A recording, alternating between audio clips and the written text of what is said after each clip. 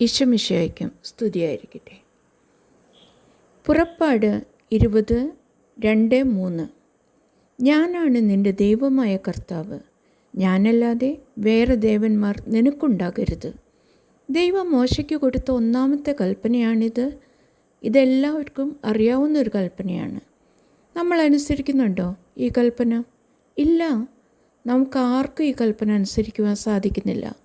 അതായത് നമ്മുടെ ജീവിതത്തിൽ ദൈവത്തിന് ഒന്നാം സ്ഥാനം കൊടുക്കുവാൻ നമ്മൾ ആഗ്രഹിക്കുന്നുണ്ടെങ്കിലും ഒന്നാം സ്ഥാനം കൊടുക്കുന്നത് നമ്മുടെ ദുഃഖം, ദുരിതം, ആരോഗ്യ പ്രശ്നം, സന്തോഷം, സമ്പത്ത്, അംഗീകാരം, ഈഗോ, മക്കളുടെ പ്രശ്നങ്ങൾ എന്നു തുടങ്ങി ഒരു നീണ്ട ലിസ്റ്റിലാണ്. അഥവാ നമ്മൾ ദൈവത്തിനാണ് ഒന്നാം സ്ഥാനം കൊടുക്കുന്നതെങ്കിൽ ദൈവത്തിൻ്റെ വചനം നമ്മൾ അനുസരിക്കുവാനും കണ്ണടച്ച് ദൈവത്തെ സ്നേഹിക്കുവാനും പഠിച്ചേനെ.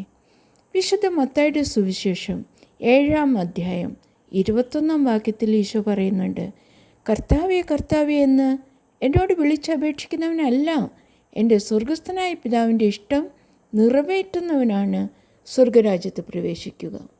സ്വർഗസ്ഥ പിതാവിൻ്റെ ഇഷ്ടം എന്താണെന്നും അത് എത്ര ആശ്വാസമുള്ളതാണെന്നും ബൈബിൾ വായിച്ചാൽ നമുക്ക് മനസ്സിലാകും.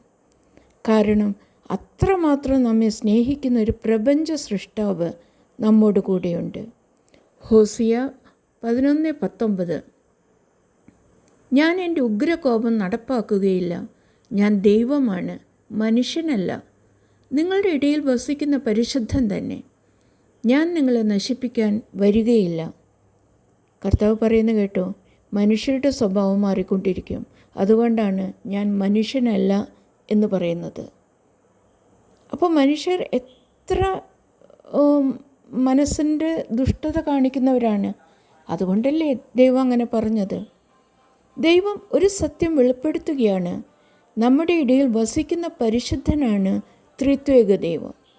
ഇതിനെക്കുറിച്ച് അടുത്ത എപ്പിസോഡിൽ കുറച്ചും കൂടി ഡീറ്റെയിൽ ആയി മനസ്സിലാക്കാം, അല്ലെങ്കിൽ ഇത് വല്ലാതെ നീണ്ടുപോകും. ആമേൻ.